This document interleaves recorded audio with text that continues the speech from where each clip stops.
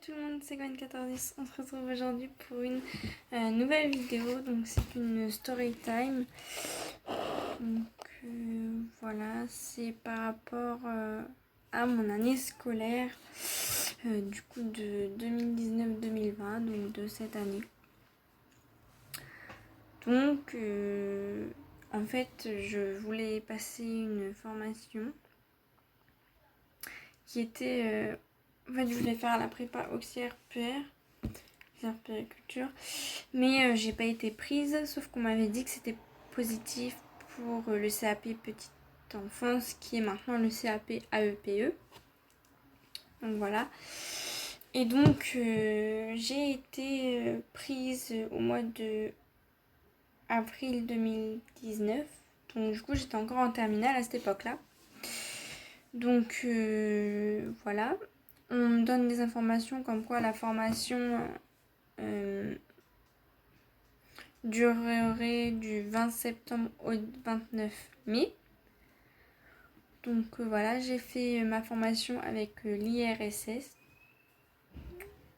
Donc après on nous a appris que les cours seraient que tous les vendredis, sauf justement les vendredis où ça sera sur nos semaines de stage. Donc on n'irait pas en cours ces périodes-là.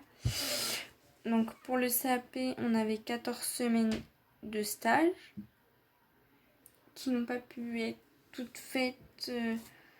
Donc pour ma part, parce qu'il y a eu le Covid, mais elles pouvaient être faites cette année ou dans les 3 ans qui suivent. Par exemple, pour celles qui ont fait un bac pro à SSP, donc elles avaient déjà validé quelques stages, donc là ça marchait aussi, les stages pouvaient être validés. Donc dans le CAP, AEPE, petite enfance, je veux dire les deux noms comme ça, les personnes pourraient vous repérer un peu. Donc on devait passer des épreuves, donc il y a l'EP1, donc c'était l'oral, en fait on faisait une activité, donc c'est une activité qu'on devait présenter, je vais vous montrer un papier, à quoi à peu près ça ressemble. Une activité, donc soit c'était un soin, soit c'était une activité justement qu'on faisait avec les enfants. Donc je vous expliquerai par la suite le déroulement de tout ça. Après, donc il y avait l'EP2 de base. L'EP2 c'était une partie pratique qui a été supprimée, qui a été remplacée par l'oral, par l'écrit pardon. Donc l'écrit c'était donc les matières que nous on avait dans le CAP, les matières qu'on avait. Donc nous on avait de la bio, de l'aspect technique et de l'aspect théorique. Donc ça c'est tout ce qui est ce qui concerne la petite enfance. Enfin c'était bionutrition. Donc c'était ces matières-là. En fait, c'est comme si on avait un contrôle avec ces matières-là. Donc voilà. Et on avait le P3. Donc c'était écrit, oral. En fait, on avait 1h30 d'écrit, 25 minutes d'oral si je me trompe pas. Et en fait, fallait... du coup, c'était sur une mise en situation. Donc souvent, nous, ce qu'on a fait, c'était souvent avec les assistantes maternelles. On avait une mise en situation, donc la situation de l'assistante maternelle, où elle vivait, les objets de sécurité qu'elle avait, les endroits où elle allait avec les enfants, enfin voilà. Et après, donc nous, fallait qu'on établisse, en fait, qu'on écrit toutes les informations et qu'on le dise à l'oral, mais en fait en se plaçant nous en tant que professionnels. Donc voilà. Et moi j'avais des épreuves en plus à passer vu que j'ai pas eu mon bac. Je devais passer donc tout ce qui était maths, français, histoire, physique. Donc maths, physique c'était ensemble. Mais j'avais ces épreuves-là à passer et j'étais dispensée de sport parce que vu que j'ai été majeure, vu que je suis majeure du coup, j'avais le droit de ne pas les passer. Donc mon année se passe bien, le Covid s'installe, donc forcément j'ai pas pu finir mes stages. Donc j'ai dû me procurer des attestations pour signaler que j'avais l'impossibilité de finir les stages, donc avec les dates de fermeture et mes conventions de stage. Donc pour confirmer que les dates de fermeture, c'était les dates où je devais y être. Donc voilà, déjà c'est un peu chaud. Donc notre coordinatrice nous avait dit oui, vous allez avoir une lettre au mois de juin pour les dates pour passer l'examen. J'ai un petit papier avec toutes les informations du coup. Donc cette lettre, je ne l'ai pas reçue. Donc j'ai directement envoyé un mail à l'académie pour savoir comme quoi je n'avais pas reçu de papier, de lettre, comment ça se passait. Donc là on me dit que je ne recevrai pas de lettre, qu'ils ne voyaient pas du tout de quoi je parlais et que du coup j'allais être évaluée en contrôle continu et que du coup mon école, donc l'ERCES, avait envoyé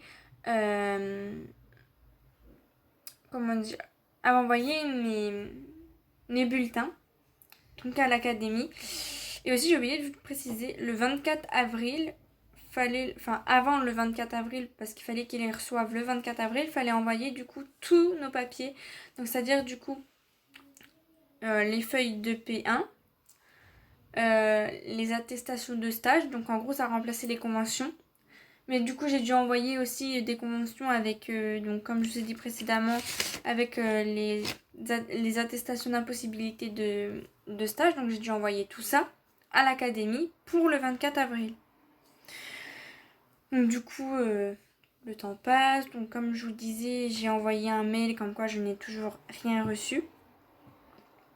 Et donc on me dit que c'est en contrôle continu et que j'aurai les résultats le 10 juillet. Donc moi, vu que je devais tenir ma coordinatrice au courant, je lui ai écrit un mail pour lui dire tout ça et je lui ai envoyé en fait un screen en gros de ce que j'avais reçu. Donc elle me répond que effectivement il y allait avoir un contrôle continu. Et ce que l'académie me met, c'est que les résultats seraient le 10 juillet à 14h. Donc, je dis ça à mes parents, qui me disent d'accord, on n'a plus qu'à attendre, c'est cool que tu sois informé, tu as rassuré et tout. Impeccable. Le 10 juillet passe, 14h, et là, je m'effondre. Mon nom n'est pas marqué. Mon nom n'est pas marqué sur le site de l'académie. Je regarde s'il y avait des personnes que je connaissais, des personnes qui étaient dans ma classe. Effectivement. Et moi, je n'y suis pas. Alors, je m'effondre, mais vraiment je m'effondre. Amande, que vous connaissez très bien, de la chaîne, qui est avec moi sur la chaîne Amagwen, me retient parce qu'elle croyait que j'avais fait un malaise. Mais en fait, je me suis effondrée par terre. En pleurs, je hurlais de pleurs en fait. J'étais vraiment pas bien. Je commençais à déprimer, enfin vraiment à pas être bien. Donc je suis allée dans ma chambre parce que pour appeler justement l'IRCES pour savoir. Je les ai appelés 2 fois, ils m'ont pas répondu. Du coup ma mère est entrée dans ma chambre, elle m'a dit bah écoute appelle-les. Elle savait pas trop quoi faire parce qu'elle me voyait que j'étais mal mais elle savait pas trop quoi faire donc c'était... Voilà. Donc j'ai appelé, je lui ai dit non mais de toute façon ils ne répondent pas, j'appelle l'académie. J'appelle l'académie et on me dit que effectivement mon nom n'est pas marqué. Que en fait j'ai été éliminée directement parce que je n'ai pas passé les matières générales mais que j'avais des excellentes notes sinon aux matières professionnelles, donc tout ce qui était EP1, EP2, EP3. Et que du coup j'étais éliminée direct et que du coup le jury avait dit que je devais passer mon CAP du coup l'année d'après, juin 2021. Donc moi je commence à dire bah merci, excusez-moi d'avoir pleuré parce que j'étais en pleurs, en fait j'étais inconsolable. Et elle me dit bah je comprends, au revoir quoi. Elle me dit au revoir, je raccroche et là je pète un câble littéralement, je descends, enfin déjà je hurle. Ma mère elle me dit je descends, elle me demande ce qui se passe. Donc je lui explique. Et là, ma mère passe de un visage assez neutre à un visage en colère. Donc, je comprenais pas pourquoi, parce que moi j'avais des excellentes notes, j'avais des super bonnes moyennes. Enfin, tout au long de l'année, j'ai eu des bonnes notes, des bonnes moyennes. Enfin, je comprenais pas. Donc, mon père rentre en furie, il avait l'IRSS au téléphone. Donc, pour se renseigner pourquoi, enfin, on a vraiment bataillé pour avoir des réponses. Et donc, mon père et ma mère ont passé 2 heures au téléphone entre l'IRSS et l'académie pour avoir des réponses, pour savoir ce qu'ils devaient faire. Donc moi, entre-temps, j'étais partie chez ma tante pour me remonter le moral, parce que franchement, j'avais le moral à 0. Et donc, mon père m'appelle pour me dire que je dois envoyer toutes les preuves que j'avais, toutes les preuves possibles, pour dire que j'étais inscrite à ces épreuves-là, aux épreuves générales, donc français, maths, physique, histoire. Pour dire que j'étais inscrite à toutes ces épreuves-là, et comme quoi ils avaient fait une erreur. Donc ma mère m'envoie tous les documents possibles, donc les recommandés, comme quoi l'IRSS m'avait envoyé, l'académie m'avait envoyé des papiers au mois de décembre, comme quoi moi j'avais envoyé les papiers au mois d'avril. Les papiers recto verso de mes inscriptions à l'examen. Le pire, c'est qu'en fait ma mère était avec moi le jour où je me suis inscrite pour passer le CAP. Voilà. Et donc, on bataille. Donc, j'envoie ce fameux mail, j'en envoie 2. Donc, le premier avec l'explication, donc ma présentation et tout, avec les papiers. Ma mère me dit d'en renvoyer un avec comme quoi, pour préciser que je n'avais reçu, excusez-moi, aucun papier, aucun mail, rien du tout. Donc je laisse faire l'effet se faire en fait, je laisse le mail s'envoyer et j'envoie à toute ma famille, tous mes amis, comme quoi je n'ai pas mon SAP. Et tout le monde est choqué, clairement, tout le monde est choqué et personne ne comprend. Donc je devais recevoir de la famille le soir. J'ai dit quand même de venir parce que j'étais pas bien pour que ça me remonte le moral. Ça m'a remonté le moral, mais dès qu'ils sont partis, j'étais pas bien. J'ai clairement passé un week-end, désolée de dire ça, mais ça va être un week-end de merde. Et le lundi, ma mère va au courrier parce que je devais recevoir le relevé de notes en fait. Et mes notes étaient valables 5 ans. Donc j'aurais pu... Et avec ce recours que j'ai envoyé, je pouvais le passer en mois de septembre. Donc déjà c'était une bonne nouvelle un peu plus remontante. Donc comme je disais, le lundi 13 juillet, ma mère va au courrier. Et je pensais que j'allais avoir une lettre. Les relevés de notes, rien. Moi j'étais sur la chaise de l'ordinateur en bas. Et j'attendais, je me posais des questions. Je m'ennuyais en fait, j'étais pas bien. Et bon, je reçois en fait quand je reçois des mails importants, j'ai des notifications. Un mail de l'académie. Donc je vais vous le lire. Je vais vous lire le mail. Donc il est écrit, je l'ai noté sur mon papier, donc c'est pour ça. Désolée si je regarde pas. Bonjour. La parution des résultats du CAP a été effectuée sur le site de l'académie et votre nom n'apparaît pas dans la liste d'admis. Toutefois, je vous informe qu'une erreur matérielle vient d'être rectifiée pour votre situation et que la décision de l'obtention de votre CAP pour la session juin 2020 est bien admise.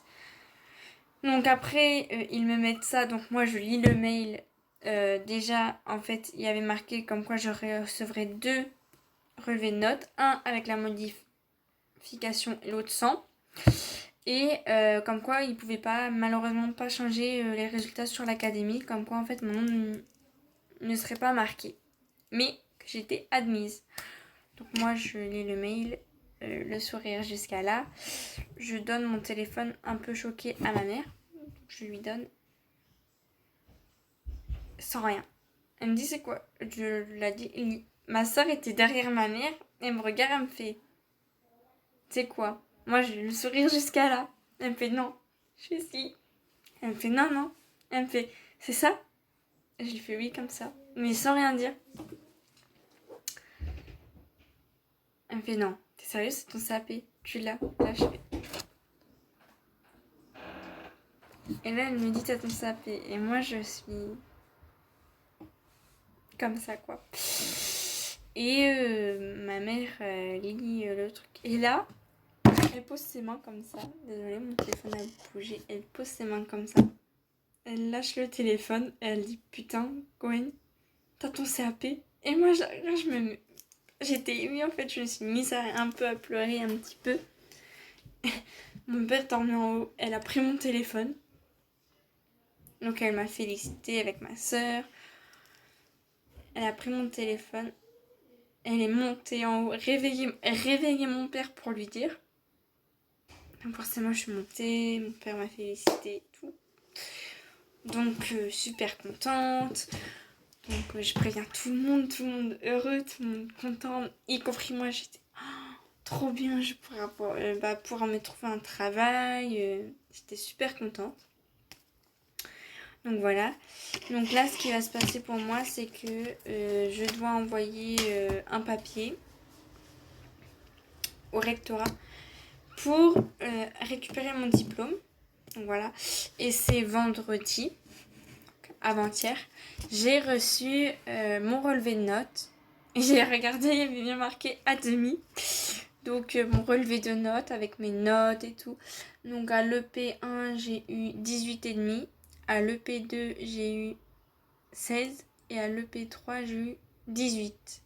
Et il y en avait... Donc l'EP1, il me semble, c'était coef 7.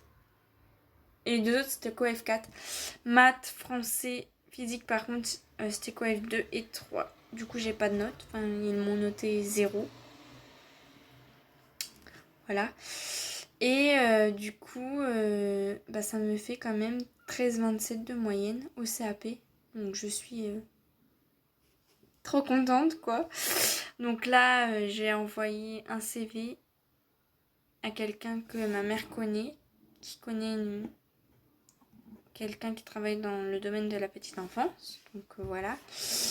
Et je vais envoyer des papiers, CV, lettre de motivation à la mairie de chez moi pour postuler en poste de crèche. Donc voilà. Parce qu'en fait, je leur avais déjà demandé au cours de mon CAP pour leur dire que je passais mon CAP. Et ils m'ont dit si vous avez votre CAP, en fait, on peut très bien vous prendre. Mais du coup, je vais leur renvoyer tout ça pour être sûr que il est. Donc voilà pour ma petite story time CAP.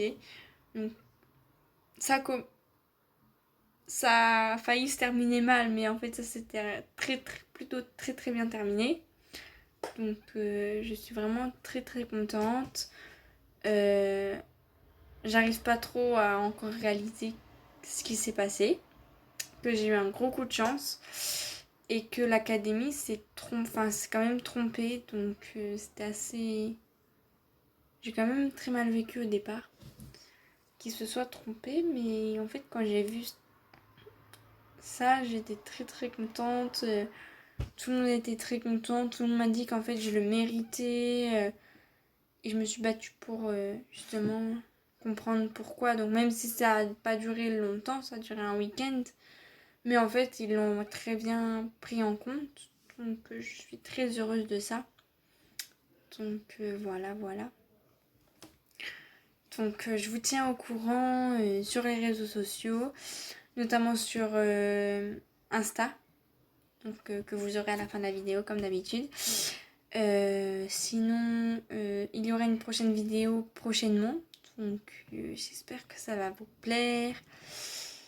Et voilà, je vous tiens au courant sur Insta pour vous dire ce qu'il en suit.